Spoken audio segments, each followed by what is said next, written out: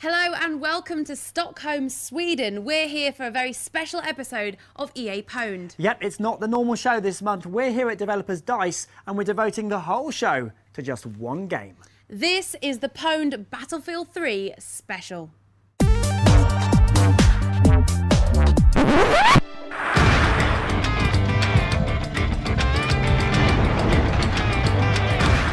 You've seen the trailer, witnessed the explosions, felt the earthquake, watched the buildings fall, but now it's time to get under the skin of Battlefield 3. We're going to be interviewing the developers here in Stockholm and taking a peek at exclusive footage from the game. Here's what's coming up.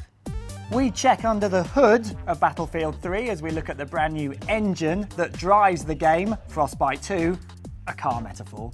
Then we revisit an old location from Battlefield 2, Karkand, and see how it looks in the latest game.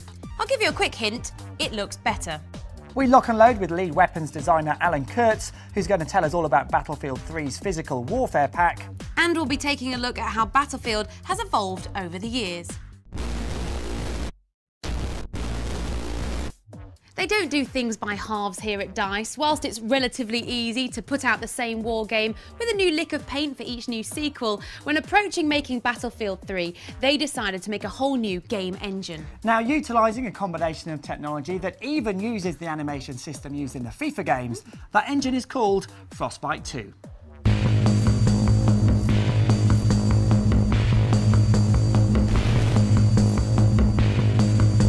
What made you create a new animation system using the Frostbite 2 technology? I started to look around, looked at stuff like Havoc animation and natural motion and things like that. Then I also got hold of this very cool movie that the guys developing FIFA were putting together. And it was a movie about responsiveness and about how a soccer player move on the soccer field. And for me, that was a really believable way of moving, and it had all the weight and it had all the intensity and all the believability of the characters that we would like to have in the game. And it turned out that they have an animation tool that it's called Ant. So we basically just call them on the phone or send them a mail and say, hey, we would like to use your tool. And they were just happy to share that with us. Will users really notice the difference between Battlefield 2 and this one? You should see a lot of physicality in there and a lot of interaction with the environment and also a lot of random things happen.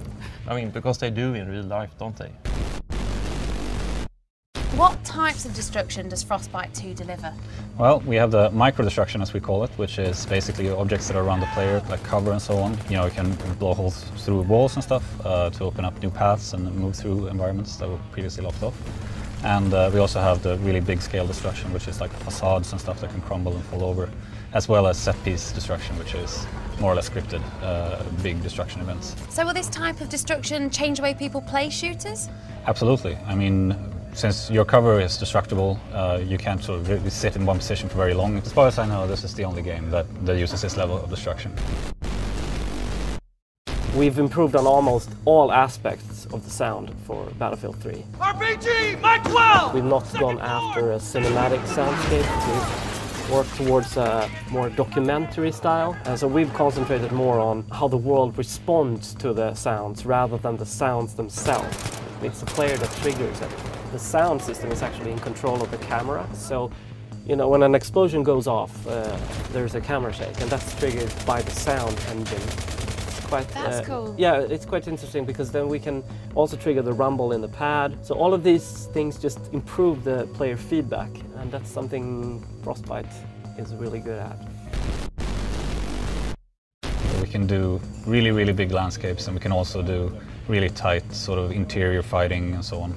So we can actually have both in one level. So what are some of those environments? We have city environments, we have more rural landscape levels, we have interiors, we have all kinds of different types of environments. And that's really one of the big benefits with Frostbite 2 is it allows us this flexibility and to just do what we want to do.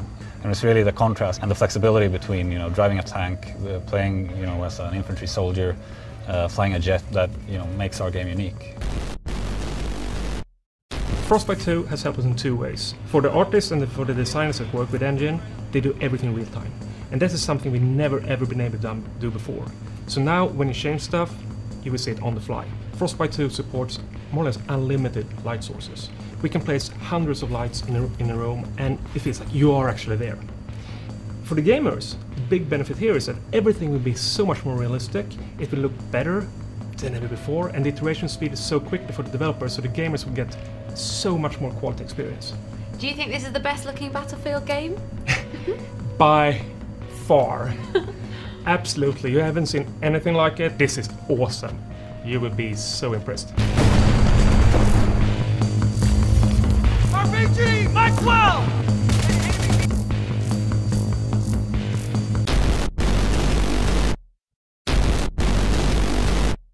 It's recently been announced that the forthcoming Need for Speed The Run will also be using the Frostbite 2 engine. But we're not here to talk about that today, we're here to talk about Battlefield. Now, those of you who've played Battlefield 2 would have spent many an hour killing or being killed in Karkand.